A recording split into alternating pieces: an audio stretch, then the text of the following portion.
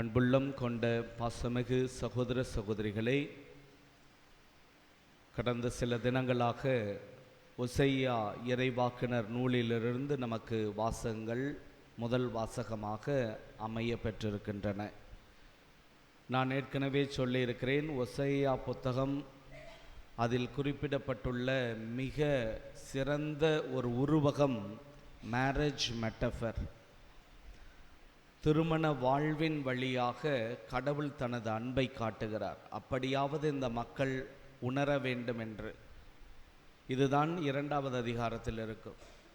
ஆனால் இன்று நமக்கு வாசிக்கப்பட்ட 11வது அதிகாரத்தில் திருமண உறவு, கடவுள் தன்னை கணவனாக இஸ்ரேலை மனைவியாக காட்டிய கடவுள் திடீரென்று மீண்டுமாக தன்னை ஒரு தந்தையாக, தாயாக, பெற்றோராக மாற்றிக்கொள்கிறார்.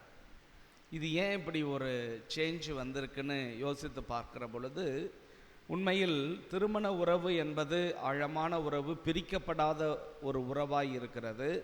ஆனால் அந்த உறவில் கூட நமது அறிவை பயன்படுத்தி தான் உறவை, அன்பை புரிந்து கொள்ள முடிகிறது. ஆனால் அறிவை பயன்படுத்தப்படாத நிலையிலே எப்படி அந்த பாசத்தினால் ஒரு உறவு கட்டமைக்கப்பட்டிருக்கும்? அதுதான் நாம் சிறு பிள்ளைகளாக இருந்த பொழுது பெற்றோர்கள் நம்மை நேசித்த அந்த ஒரு உறவு. சிறு பிள்ளைகளாக நாம் என்ன செய்கிறோம் என தெரியாத நிலையிலே நம்மை பெற்றோர்கள் எப்படி வளர்த்தெடுத்தார்கள், அந்த உறவை கடவுள் பேசுவது தான் இன்றைய முதல் வாசகம். அதான் கடவுள் தன்னை ஒரு பெற்றோராய் மாற்றிக்கொண்டு இஸ்ரேல் குழந்தையாய் இருந்தபோது அவன் மேல் நான் அன்பு கூர்ந்தேன், என் மகன் என அழைக்கிறார். என் மகன் என அழைக்கிறார். இதோ என் அன்பார்ந்த மகன் என்று சொல்லப்பட்ட அதே விடயம் இங்கு இருக்கிறது பாருங்கள். எகிப்திலிருந்து என் மகனை அழைத்து வந்தேன் என்று சொல்லுகிற கடவுள் எப்ராயிமுக்கு நடை பயிற்றுவித்தது நான் என சொல்லுகிறார். அவர்களை கையில் ஏந்தியது நான் என சொல்லுகிறார். அவர்களை குணமாக்கியதும் நான் என சொல்லுகிறார். அவர்களை அன்பு கயிர்களால் கட்டி நடத்தி வந்தேன், அவர்கள் பக்கம் சாய்ந்து உணவு ஊட்டினேன் என்று ஒரு தாய் தந்தை அன்பை அழகாக சொல்கிறார். இதில் ஒரு வரி மட்டும் ரொம்ப தாய் தந்தையினுடைய அன்பை பற்றி பேசுகிற போது ஒரு வரி வேறொரு விஷயத்தை அங்கே மறைமுகமாய் குறித்து காட்டுகிறது. அவர்களை குணமாக்கியது நானே என்பதை அவர்கள் உணராமல் போனார்கள். இங்கிலீஷில் ஒரு ungrateful patient of the divine healer, ஒரு தெய்வ மருத்துவரின் நன்றி கெட்ட நோயாளியாக மக்கள் பார்க்கப்பட்டார். நன்றி கெட்ட நோயாளி. நான் ஒரு பங்கில் இருந்தப்ப ஒரு அரசு அதிகாரியாக இருந்த ஒருத்தர் வயதாகி வந்தார். போன வருஷம் வரைக்கும் தாசில்தார் பதவி. கொஞ்சம் கையூட்டு வாங்குகிற பழக்கம் அவருக்கு. பிள்ளைங்களுக்கு தான் ஃபாதர் வாங்கினேன், எல்லாம் வீடு கட்டினேன், எல்லாம் செஞ்சேன், கடைசியில் மாட்டிக்கிட்டார். அதுவரை குடும்பத்தில் என் பேச்சை அப்படி கேட்குற ஒரு குடும்பமாக இருந்தது, மனைவியாக இருக்கட்டும், பிள்ளைகளாக இருக்கட்டும். ஆனால் எப்போ எனக்கு இதுபோல் ஒரு பிரச்சனையில் மாட்டினனோ, அடுத்த அனுப்பவே பையன் சொல்கிறானா, என் மானம் மரியாதையே போச்சு ஒன்னால். அவனை நல்லா படிக்க வைக்கணும், அவனுக்காக தான் நான் எல்லாம் செஞ்சேன். நான் செஞ்சது தப்பு தான் ஃபாதர், உணர்றேன். ஆனால் அவனுக்காக தான் எல்லாம் செஞ்சேன். இன்றைக்கி அவன் அப்படி பேசுகிறான். ஆஃபீஸ் கிளம்புறப்ப ஃபாதர் அப்படியே மனைவி ஒடியாருவா, சாப்பாடு பைய தூக்கிட்டு எல்லாம் வருவா. இன்னைக்கு ஒரு ரேசர் வாங்கணும்னு சொல்கிறேன், கெட்ட வார்த்தையாக பேசி காமிக்கிறா. ஷேவ் பண்ணிட்டு எங்கே போய் என்ன பண்ண போகிற, யாரை பார்க்க போகிற அப்படின்ட்டு 2 கையை அப்படியே பொத்தி அழுதார். தாங்க முடியல அதை பார்த்தப்ப. எனக்கு போன மாதம் வரைக்கும் எனக்கு அவ்வளோ மரியாதை, மதிப்பு எல்லாம் இருந்தது. ஒரு மாதமாக ஃபாதர் நடைப்பணமாக இருக்கிறேன். நான் செஞ்ச தப்புக்கு அரசாங்கம் என்ன தண்டனை கொடுக்குறதோ அதெல்லாம் ஏற்றுக்கிறேன் ஃபாதர். ஆனால் இந்த பாசத்தை இவங்க தப்பாக பார்க்குறாங்களே, அந்த பாசத்தில் நான் எந்த தவறும் செய்யலையே அப்படின்னு சொல்லி அவர் நொந்து கொண்டார். கடவுள் அப்படிதான் இஸ்ராயேல் மக்களை பார்த்துக்கிறார். உன் பக்கம் சாய்ந்து நான் உனக்கு உணவூட்டினேன், உன்னை கையில் ஏந்தினேன், உனக்கு நடைபயிற்றுவித்தேன். ஆனால் நீ உன்னை குணமாக்கினேன், நீயோ நன்றி கெட்ட நோயாளியாக நடந்து கொள்ளுகிறாய். இந்த நேரத்தில் நான் இன்னைக்கு காலையில் நைட்டில் எல்லாம் படிக்கிறப்ப என் மனசில் தோன்றியது தாய் தந்தையை மதித்து நடக்காத வாழ்க்கை முறை. நமக்கு அறிவு வந்த உடனே அப்பா அம்மாவை கொஞ்சம் திட்டுறோம். சின்ன வயசில் நம்மளை எவ்வளோ அன்பு செய்கிறாங்க, எவ்வளோ இது பண்ணுறாங்க.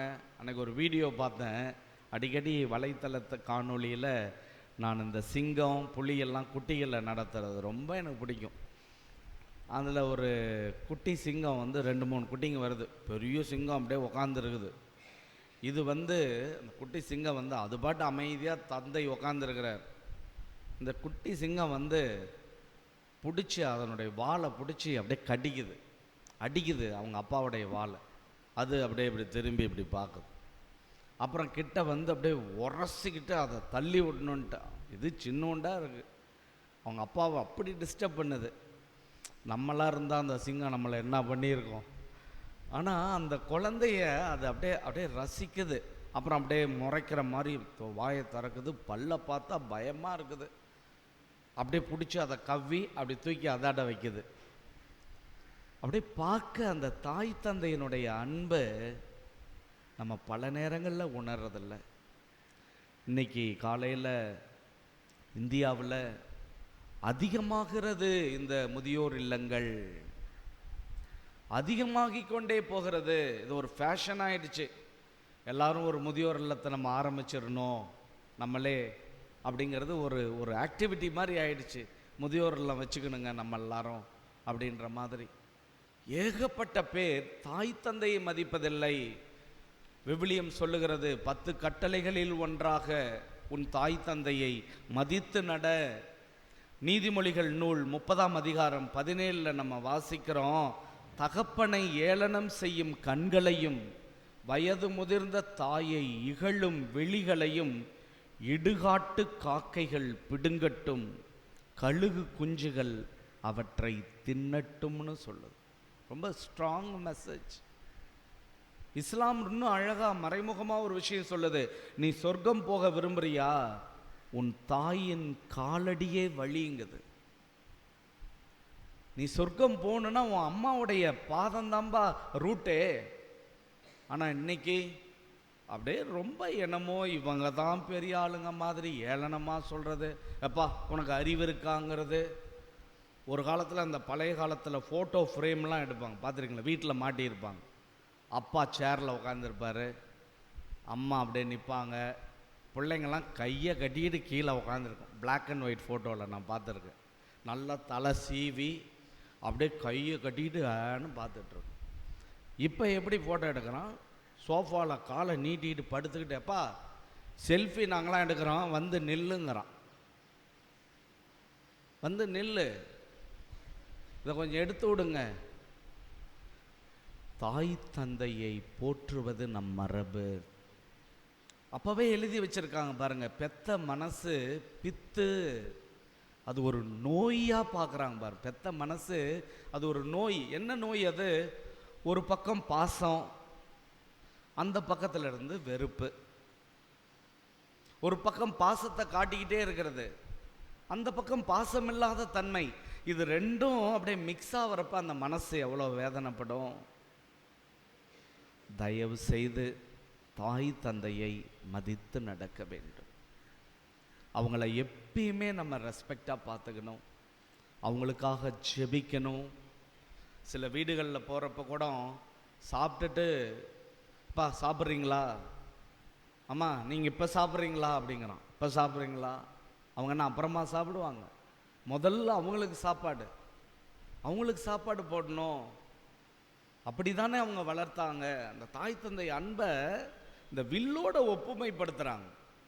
வில்லும் நானும் அம்பு வெளியே போகிறதுக்கு அது வளைந்து கொடுக்கிற வழியை அம்புகள் உணர்வதில்லை.